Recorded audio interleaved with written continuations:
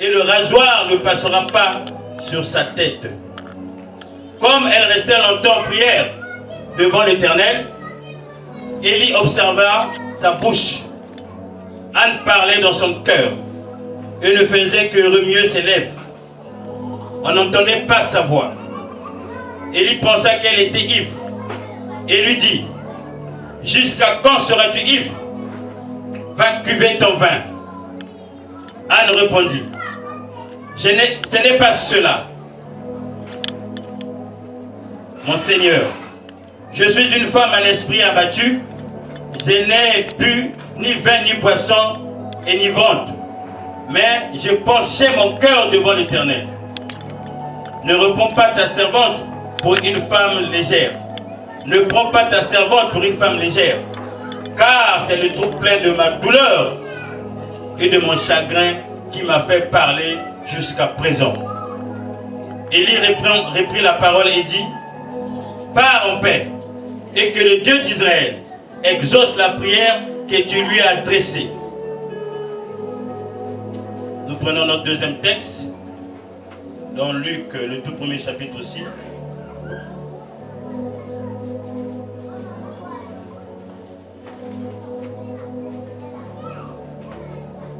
Luc 1, du verset 8 au verset 18. Or, pendant que Zacharie remplissait sa fonction de prêtre devant Dieu, c'était le tour de sa classe. Il fut désigné par le sort, d'après la règle en vigueur pour les prêtres, pour entrer dans le temple du Seigneur et y brûler le parfum. Toute la multitude du peuple était dehors en prière à l'heure de l'offrande du parfum. Alors un ange du Seigneur apparut à Zacharie et se tint debout à droite de l'autel des parfums. Zacharie fut troublé en le voyant et la peur s'empara de lui. Mais l'ange lui dit: n'aie pas peur, Zacharie, car ta prière a été exaucée. Ta femme Élisabeth te donnera un fils et tu l'appelleras Jean. Il sera pour toi un sujet de joie et d'allégresse, et beaucoup se réjouiront de sa naissance, car il sera grand devant le Seigneur. Il ne boira ni vin ni poisson alcoolisé. Il sera rempli de l'Esprit Saint dès le ventre de sa mère. Il ramènera beaucoup d'Israélites au Seigneur, leur Dieu. Il marchera devant Dieu avec l'esprit et la puissance d'Élie pour ramener les cœurs des pères vers leurs enfants et les rebelles à la sagesse des justes, afin de préparer pour le Seigneur un peuple bien disposé. Zacharie dit à l'ange: à quoi reconnaîtrai-je cela? En effet, je suis vieux et ma femme est d'un âge avancé. Amen. Amen. Nous pouvons prendre place.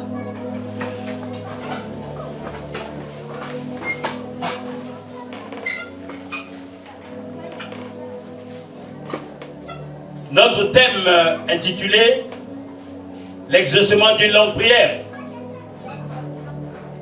Ici nous avons trois mots qu'il faut expliquer.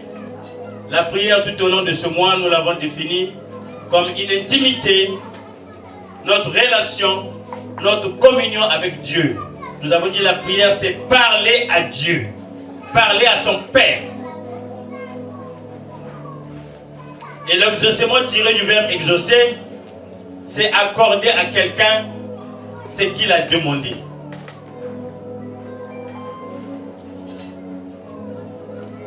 Et dans le cas biblique, l'exaucement, c'est le fait que Dieu puisse répondre favorablement à notre demande selon sa souveraine volonté. Donc il y a deux faits. Le fait que Dieu écoute notre prière et le fait qu'il agisse, qu'il réponde à notre prière en agissant selon sa volonté.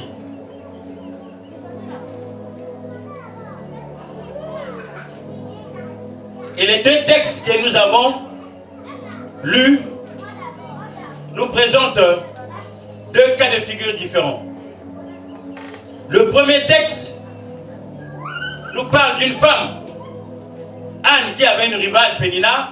Anne est deuxième épouse de Elkana, qui avait une rivale, Pénina, qui avait des enfants. Mais Anne n'en avait pas, elle était stérile. Et Anne était victime de la moquerie, des critiques de sa coépouse. Comme même quand Anne montait à Silo pour la prière, sa coépouse se moquait d'elle. Regarde, elle multipliait les prières, mais Dieu ne l'a pas donné. Et dans la culture juive, ne pas avoir un enfant était synonyme d'une malédiction. Ça veut dire que vous n'êtes pas sous la bénédiction divine. Donc Anne vivait ce préjudice social.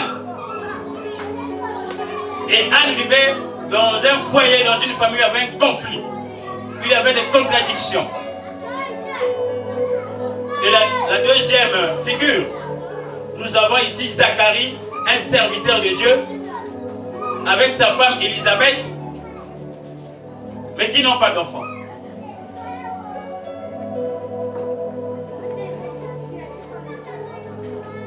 Qui n'ont pas d'enfants, alors que Zacharie est serviteur, prêtre de Dieu.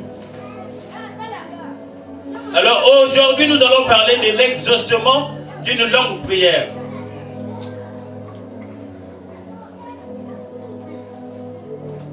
Et la longue prière, nous faisons référence à la multitude des phrases que nous allons prononcer, des mots que nous allons prononcer dans notre longue prière, à la différence de la courte prière, où est une déclaration de foi courte. Mais ici, lorsque nous parlons de longue prière, nous faisons référence à la multitude des mots que nous allons utiliser dans notre conversation, dans notre communion, dans notre parler à Dieu. Mais nous pouvons aussi parler de longue prière en fonction du temps. En fonction du temps que nous passons dans notre intimité, dans la communion avec Dieu. Le temps aussi peut être un facteur pour qualifier notre prière de longue prière. Les mots prononcés, les phrases, les paroles dites aussi sont comme un facteur pour qualifier notre prière de longue prière. Mais nous avons aussi les différentes étapes de ce cérémonial, de cette conversation, les différentes étapes que nous allons suivre dans notre relation avec Dieu est un facteur pour qu'on parle aussi de longue prière.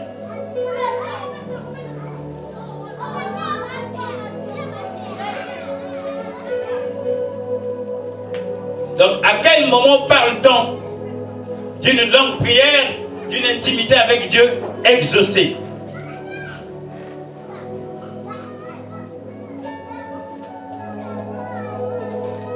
Nous allons au cours de cet enseignement, à travers ces deux textes, tirer les éléments qui devraient accompagner notre prière pour que notre prière soit exaucée.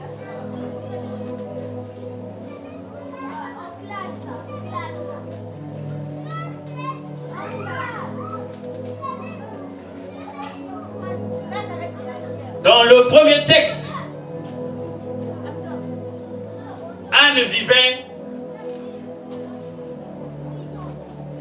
dans une famille ou dans un foyer où il n'y a pas de paix. Il y avait un conflit entre les coépouses. Parce que Anne n'avait pas d'enfant, sa coépouse se moquait d'elle. Et même son mari Elkana n'a pas compris que l'amour du mari ne peut pas remplacer la maternité. Donc Anne était touchée du fond de son âme de ce qu'elle n'avait pas d'enfant, de ce qu'elle est humiliée régulièrement par sa coépouse et ses enfants, parce qu'elle était femme stérile. Anne vivait le conflit, les contradictions, les injures de tous les jours vis-à-vis de sa femme. Donc nous sommes dans un contexte de conflit, un contexte de famille instable, un contexte de famille où il n'y a pas de paix, donc un contexte difficile. Mais dans ce contexte difficile, les injures, les moqueries, les humiliations de sa coépouse et de ses enfants renforçaient la foi de Anne.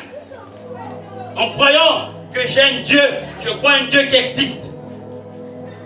Anne ne s'est pas relâchée, malgré les difficultés. Elle n'avait pas d'enfant. Malgré les injures, malgré les humiliations, elle ne s'est pas relâchée. Elle a cru fermement à Dieu. Elle a exprimé sa foi en Dieu.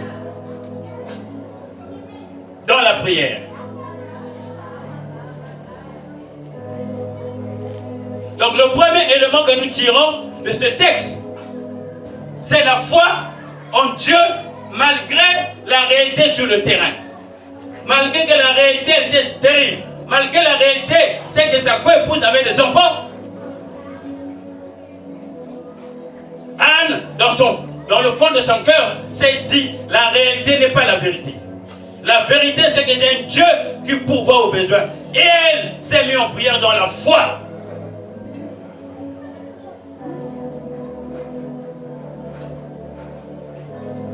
Anne s'est mise en prière dans la foi. Et la stérilité ici est une forme d'expression. Parce qu'elle n'avait pas d'enfant. Mais aujourd'hui, lorsqu'on parle de la stérilité, ça peut te concerner. Les œuvres de ton main ne produisent rien. Il s'agit d'une stérilité. Les dons spirituels que tu as reçus de Dieu ne produisent rien, ne se manifestent pas. Il s'agit d'une stérilité.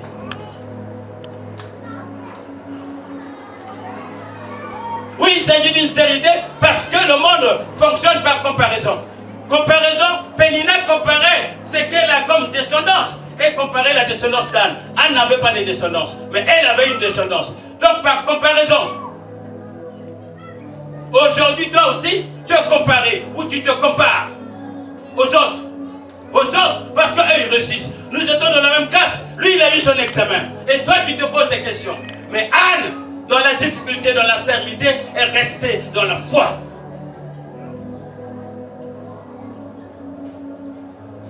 La stérilité, c'est aussi le ministère que tu peux commencer. Tu te dis, ça fait 5 ans, ça fait 10 ans que je suis ministre de l'Éternel. Je ne vois pas les prodiges et les miracles de Dieu.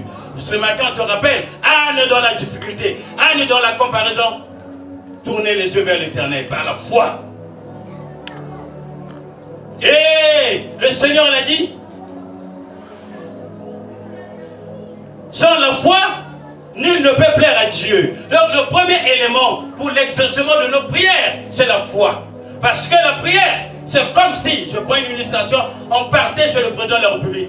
Tu as une audience avec le président de la République. Tu connais les capacités du président de la République, le pouvoir du président de la République sur notre nation. Tu prépares ton dossier.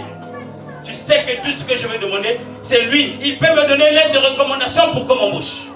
Il peut me donner une lettre de nomination pour que je sois élevé. Et cette confiance, c'est ça la foi. Tu commences ta prière en sachant que le Dieu, il est juste, il est bon, il est fidèle. Je crois du fond de mon cœur que tout ce que je vais demander, il exaucera. Dans Hébreux 11, il est dit, sans la foi, nul ne peut être agréable à Dieu. Car il faudra que celui qui s'approche de Dieu croit qu'il existe et qu'il est celui qui donne à tous ceux qui demandent. C'est la foi. Anne sûrement avait cette révélation. Malgré les critiques, malgré la limite de son corps, malgré qu'il n'avait pas d'enfant, malgré les injures, malgré les moqueries, malgré l'humiliation, Anne savait, je crois au Dieu qui existe, qui pourvoit aux besoins. Je crois qu'il répondra à ma demande. La foi, c'est le premier élément. Avant de commencer, revois ta foi, revois ta croyance, revois tes convictions. Est-ce que tu crois? Ne va pas si tu ne crois pas. On a dit tout ce qui est fait sans conviction est un péché. Il faut que tu aies la conviction que l'éternel Dieu, il est bon, il est juste. Tout ce qu'il a dit, il est bon, il fera pour moi aussi. Comme il a fait pour les autres. C'est la foi. Ne pas douter. Ne pas murmurer. On nous a dit tout à l'heure, ne pas raisonner. Ça fait 5 ans que je demande. Oh, mais nous avons des témoignages. Parce que j'étais en train de me dire, lorsqu'on parle de la parole de Dieu, nous prenons que les témoignages de la Bible. Est-ce que nous n'avons pas des témoignages vivants ici? Dans cette communauté, dans cette église, nous avons le témoignage de notre berger et la maman qui ont dit qu'ils se sont mariés, beaucoup d'années, ils n'avaient pas d'enfants. Les ils étaient en prière. Dans leur foi, ils étaient en train d'attendre parce que ce Dieu répond toujours. Et nous avons aujourd'hui les fruits de leur foi. Nous avons ici le témoignage qu'un serviteur a prié pour une sœur. La sœur est venue témoigner pour dire, papa et Simbi, c'est la foi. Parce que nous avons l'assurance que notre Père, il est bon. Il donnera ce que nous désirons. Mais il faut avoir la conviction que Dieu est amour. Dieu est bon. Dieu est fidèle. Et il donnera ce que mon cœur désire. La foi, c'est le premier élément pour s'approcher du trône de Dieu.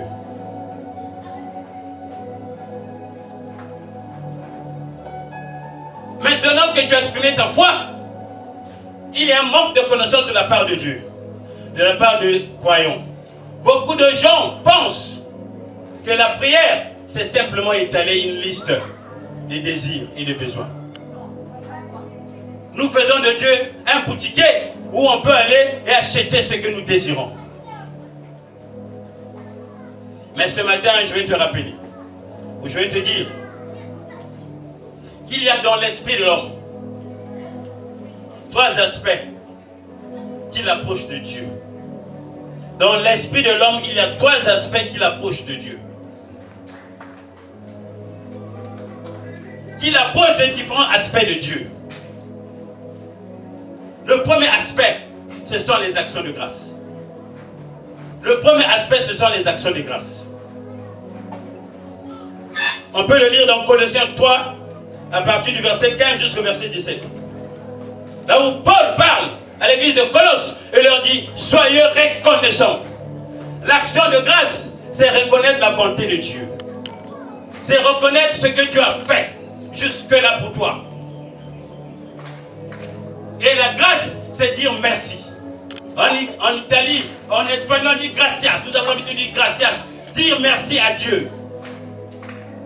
Comme l'a dit David, mon âme bénit l'Éternel et n'oublie aucun de ses bienfaits. Donc l'action de grâce, c'est une dimension qui nous approche de Dieu.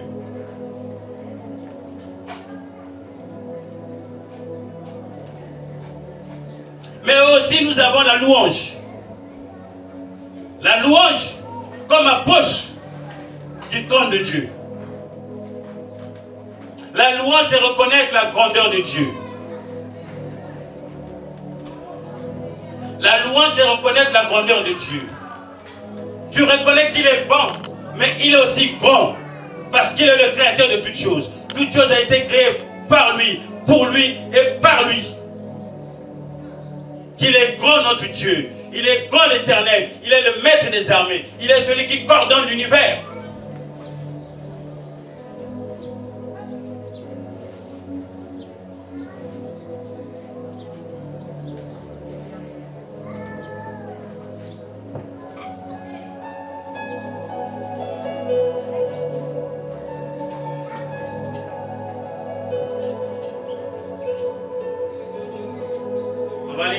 Qui est dans le psaume de David, le psaume 100, 4e strophe.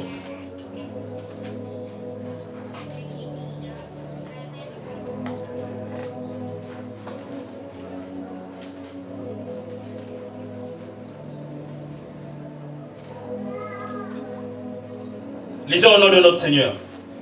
Entrez dans ses portes avec reconnaissance, dans ses parvis avec des chants de louange. Célébrez-le, bénissez son nom, car l'Éternel est bon. Sa bonté dure éternellement et sa fidélité de génération en génération. Ici, on nous dit de rentrer dans les parvis, dans la maison de l'Éternel, dans la présence de Dieu, avec reconnaissance, donc avec action de grâce. Et qu'est-ce que tu fais pour exprimer ta reconnaissance? Ta reconnaissance peut être déclarative. Tu déclares que Dieu est bon. Mais ta reconnaissance peut aussi participer à l'œuvre de Christ. Et qu'est-ce que tu fais pour exprimer ta reconnaissance? Es-tu reconnaissant? On nous a dit la reconnaissance, c'est un point d'approche du trône de Dieu. Avec des chants de louange. Louange, c'est célébrer la grandeur de notre Dieu. du trône de Dieu lors de notre prière, c'est l'adoration. L'adoration, c'est reconnaître la sainteté de Dieu. Dieu est saint, il n'a pas connu le péché, il n'a jamais péché. Et il demeure saint. C'est reconnaître la sainteté de Dieu. Oh, nous le disons, que le nom de l'Éternel soit sanctifié parce qu'il est saint. Voilà les éléments d'approche dans notre prière. On ne se lève pas un matin pour appeler un sapeur-pompier. Oh, ici il y a le feu, venez. Non, Dieu est un Dieu, est un esprit, une majesté qui mérite déférence, action de grâce, louange et adoration. C'est pas ce qu'on nous a appris à l'école du dimanche. Chanter, c'est prier 2 fois. Parce que, en louant Dieu, en adorant Dieu, en faisant des actions de grâce, nous touchons le ciel. Et la parole de Dieu nous dit, Dieu descend dans la louange. C'est dans la louange et l'adoration que Dieu descend. Le premier volet de notre prière dans la foi, c'est reconnaître que Dieu est bon. C'est le célébrer, c'est l'adorer, c'est le lever, c'est le louer. Toi qui, toute fois qu'on chante, tu ne retiens aucun cantique. Comment vas-tu faire l'adoration? Comment vas-tu faire la louange? Comment vous faire les actions de grâce? Si elle ne connaît pas comment adorer Dieu, comment louer Dieu.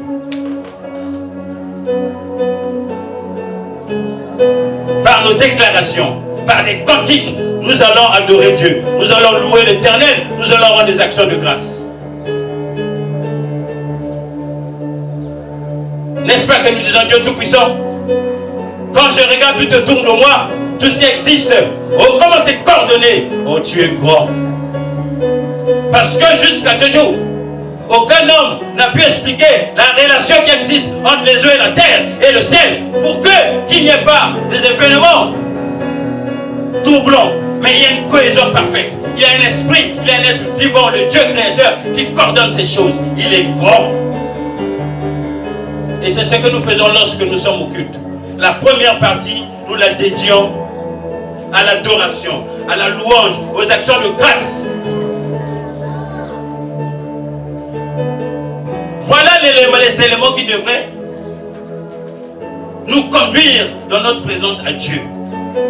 C'est toucher le trône de Dieu, toucher le ciel par la reconnaissance, par la louange, par l'adoration.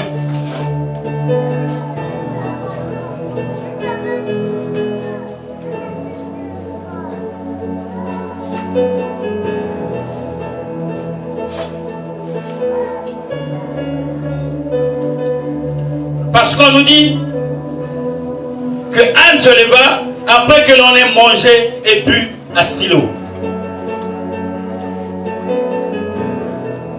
Après une cérémonie d'agapé, les gens se sont retrouvés pour reconnaître la bonté de Dieu. Les gens se sont retrouvés pour adorer Dieu, pour louer Dieu. À la fin, il y a eu un repas.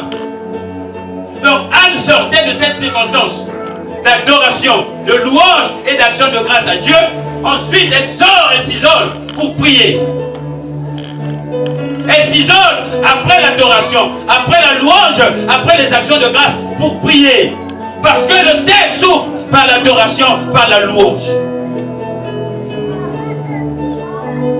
Tu peux le faire par des déclarations de foi. Tu peux le faire en chantant.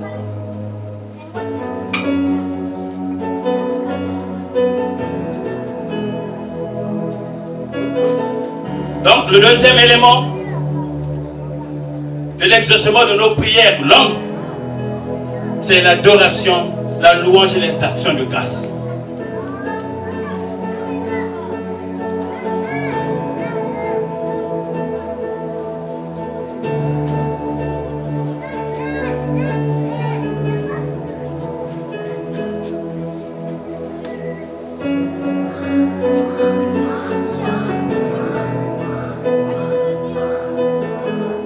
Et tout le long de cette semaine,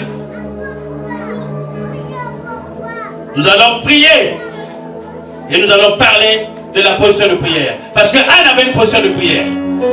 Quand Élie l'observait, Anne avait une disposition, une position de prière. Et au cours de cette semaine, nous parlerons des positions de prière.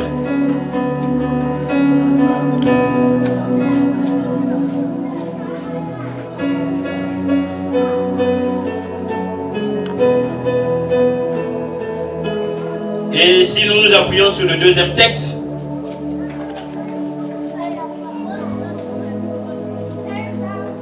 Le deuxième texte tout en haut nous dit que Zacharie et sa femme Élisabeth, tous deux étaient justes devant Dieu. Ils suivaient d'une manière irréprochable tous les commandements en tout et toutes les lois du Seigneur. Zacharie et sa femme Élisabeth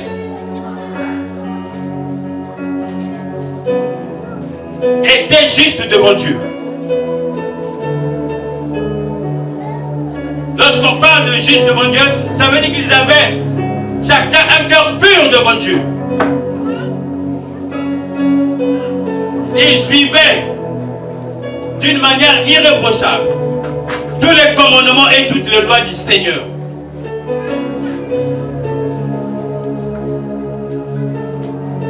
Ici, c'est un cœur pur. Le texte met en valeur le cœur pur de Zacharie pour qu'il puisse vivre l'exaucement. Zacharie avait un cœur pur. Il était trouvé juste devant Dieu.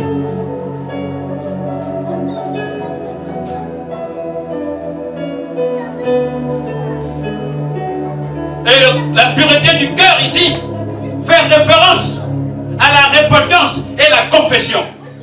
Ça veut dire que Zacharie vivait dans la parole de Dieu et toutefois qu'il constatait qu'il a péché, qu'il est rentré, qu'il endossait la parole de Dieu, Zacharie se repentait et confessait ses péchés. N'est-ce pas, la parole de Dieu dit, ce sont vos péchés qui mettent un obstacle entre Dieu et vous. Ce sont vos péchés qui vous éloignent de Dieu. Tu veux vivre l'exaucement de tes prières. Repens-toi de tes fautes, de tes péchés, de tes iniquités, de tes transgressions et confesse devant Dieu. Parce que, au-delà d'écouter tes paroles, Dieu voit le cœur. Est-ce que ton cœur est pur? Est-ce que ton cœur, c'est une foi sincère?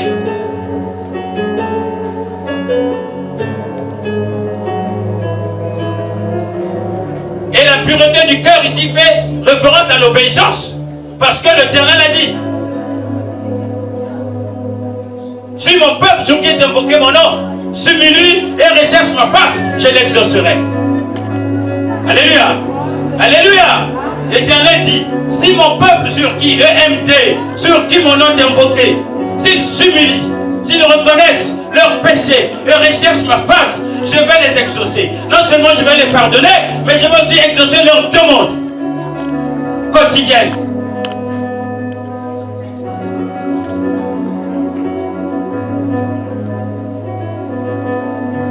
Fais une évaluation de ta vie, de ta foi, avant que tu n'entres en prière. Comme nous faisons tous les jours.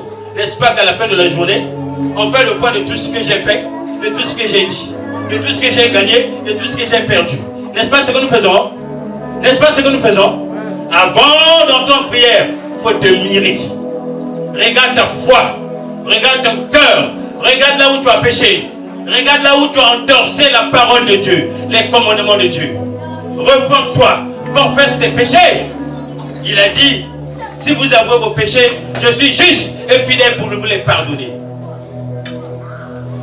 Pour que tu aies un corps, un cœur pur, pour que l'Esprit Saint puisse te revêtir la robe de gloire. Parce que le cérémonial de Dieu qui est saint, qui est majesté, est un cérémonial de gloire.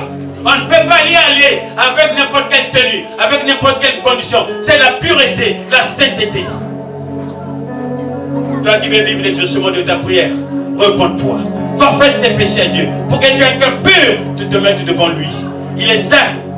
Il est saint.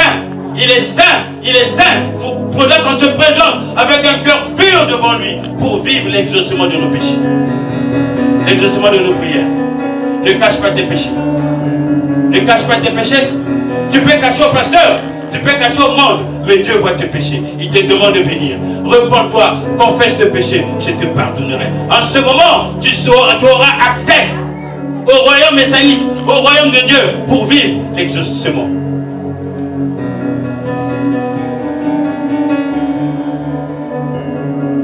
Dieu résiste aux orgueilleux. Par ton orgueil, tu ne peux pas confesser tes péchés. Tu ne peux pas te repentir. Dieu résiste aux orgueilleux. mais il fait grâce aux humbles. Humilie-toi, parce que nous avons le combat. Nous avons la chair qui nous amène par-ci, par-là, par des voies. Mais dans ta faiblesse, humilie-toi, demande. Demande la confession, le pardon à Dieu. Il va t'accorder. Donc nous avons un cœur pur, la repentance et la confession de nos péchés comme élément pour vivre l'exaucement.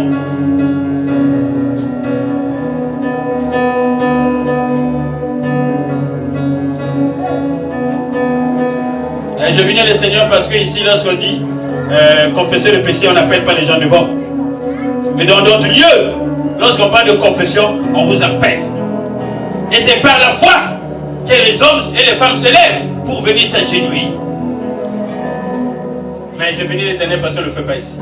Parce que par notre orgueil, je suis sûr que nombreux nous ne viendrons pas. Mais on te dit que c'est la clé. Repends-toi, confesse tes péchés pour que tu sois agréable devant Dieu, pour qu'il écoute ta prière, pour qu'il puisse répondre favorablement à ta prière. N'est-ce pas ce que nous faisons, nous hommes, nous humains? Un enfant qui ne fait pas la volonté de papa, souvent, c'est deux montants relégués au second plan. N'est-ce pas, on nous a dit? L'enfant qui obéit, c'est l'enfant à qui on donne.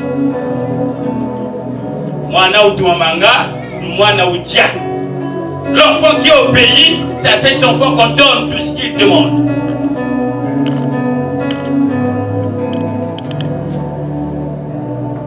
Si tu reconnais avoir endossé la parole de Dieu, les commandements de l'Éternel, humilie-toi, demande pardon.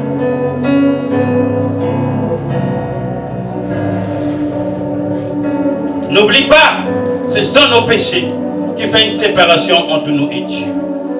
Ce sont nos péchés qui nous empêchent d'entrer en présence de Dieu pour lui parler, pour l'adorer, pour le louer, pour faire la reconnaissance et lui exprimer nos besoins. Parce que même dans ta conscience, tu seras mal à l'aise, tu seras limité.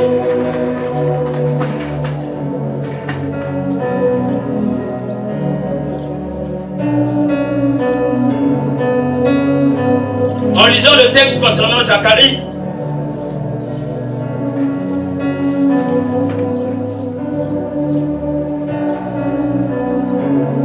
la Bible dit que Zacharie était désigné par sort pour entrer dans le temple et brûler le parfum pour la gloire de Dieu.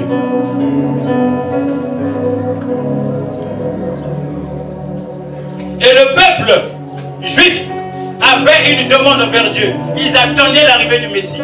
Donc toutefois qu'ils se mettaient en prière, ils demandaient l'arrivée du Messie. Ils demandaient l'arrivée du Messie. Puisqu'ils avaient la promesse. Et ils demandaient l'arrivée du Messie. En demandant l'arrivée du Messie, Zacharie aussi demandait un enfant.